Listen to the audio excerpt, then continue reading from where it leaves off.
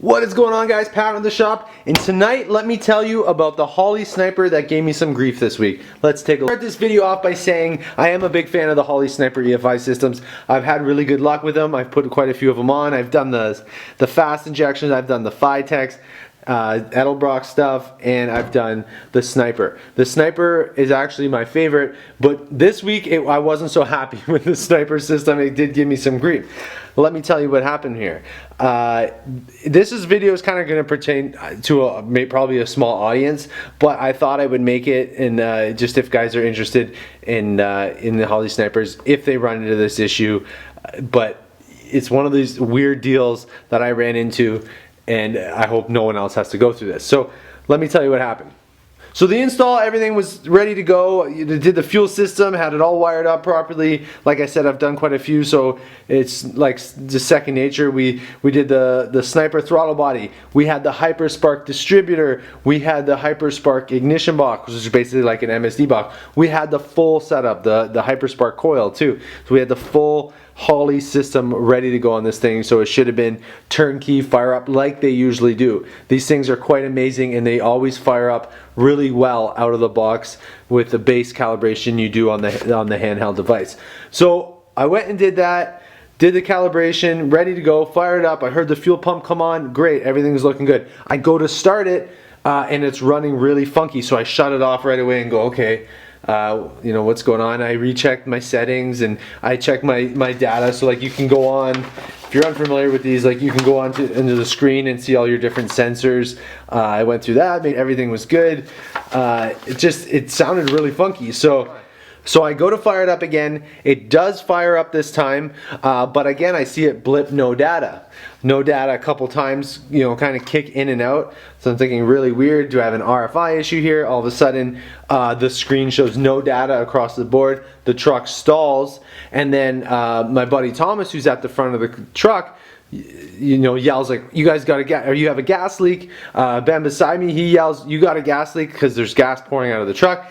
It wasn't actually a fuel leak, because I'm thinking like, we have a leak on the fittings. There was actually fuel coming out of the open headers. We have open headers on the truck with an extension, a pipe with the O2 bung in it, just for temporary purposes, just for fire up until we connect the exhaust to the headers.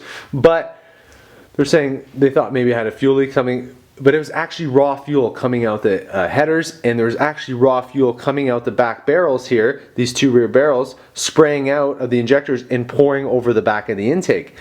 These injectors on the rear were like full blast. I'm talking like wide open, full fuel pressure coming out and pouring out the back of the intake. So obviously that was not good, and you automatically think, okay, did I do something wrong, or something with the fuel lines, fuel pump, you know, is it wired wrong? And like I said, I've done these, so it's like, this is not something I've seen before or even remotely ran into. So I started checking a few things, this and that. Everything seemed normal. The lines were on the right way. Everything seemed good. So I was like, I'm gonna have to make a call to Holley, because I think there's something going on with this Sniper.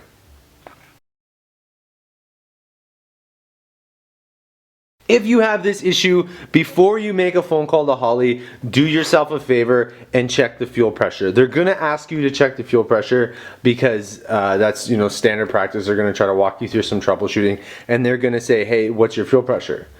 This is something you can easily check here. You can buy an adapter or make something up that goes into this AN port, either one of these, and that will tell your fuel pressure. These are preset, so the regulator's built into the unit. It should be about 60 psi. I think the spec is 55 to 65, but all the ones I've checked are always around 60 psi.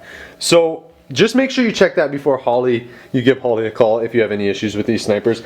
So that's the first thing they're going to ask you. Oh, it sounds like a fuel pressure issue.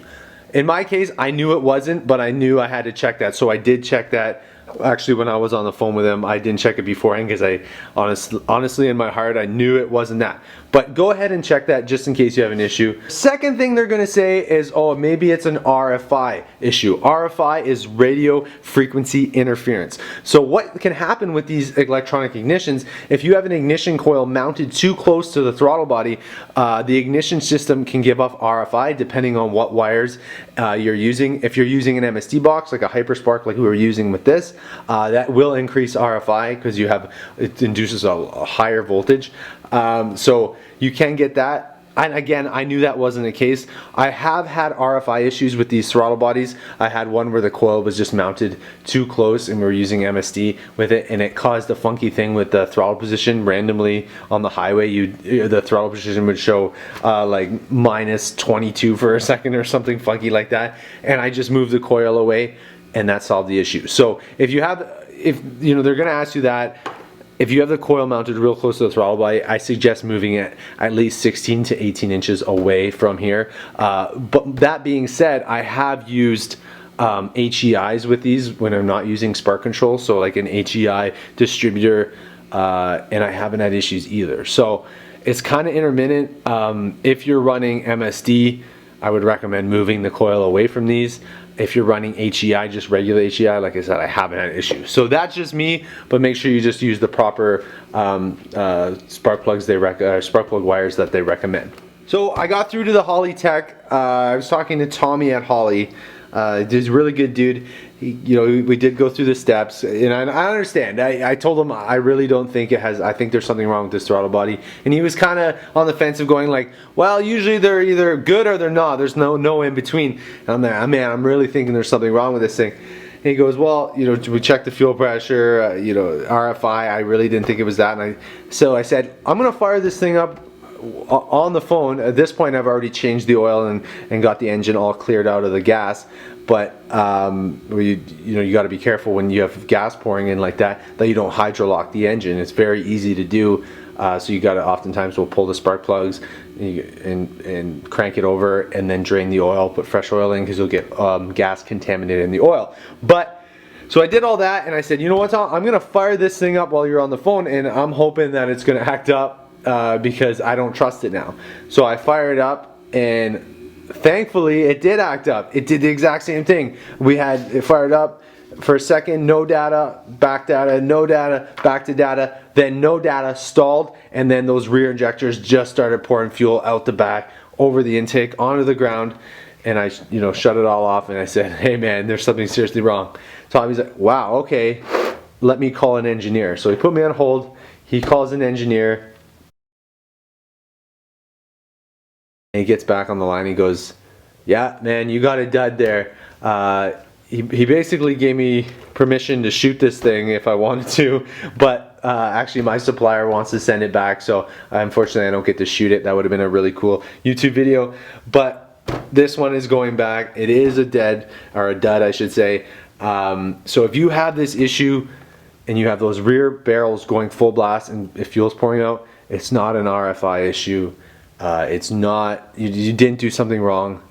If it's showing no data on the hand controller and there's fuel pouring out the back, I'm sorry, this thing needs to go back to Holley. So there you go, guys. That was my grief for this week. This thing kicked my butt this week. You know, threw me for a loop. I thought, I put so many of these on that I thought, maybe I missed something, maybe I did something wrong, I don't know, maybe that I'm so used to doing it a certain way that I don't know. So it did throw me for a loop. It was just one of those weeks where you just feel like things just want to give you a hard time, and this thing definitely did. But we got it all sorted out. We got a new throttle body on the truck on Friday there, yesterday actually, and we got it fired up, and the truck is running perfect now. We didn't do any damage. We didn't hydrolock it, anything like that. So just a word of caution, if you do have it overflow like that, just be careful.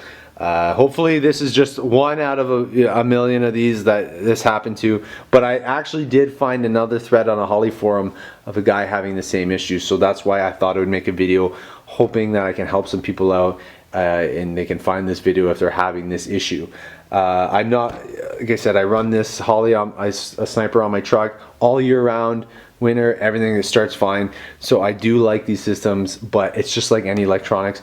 Every once in a while you do get something funky. So there you go, guys. If you're wondering why I didn't have a video out last week, it's just crazy times. So I do finally have parts in stock to start putting our small blocks together. So we're gonna start doing some different stuff with bearing clearances, and I'm gonna show you guys some techniques with that. And we're gonna start getting these bad boys together. And then we got the bonus small block Chevy on the end there. That's that trade-in engine that was burning oil. So that's another one that we're gonna look at. So look out for that. Thanks, guys.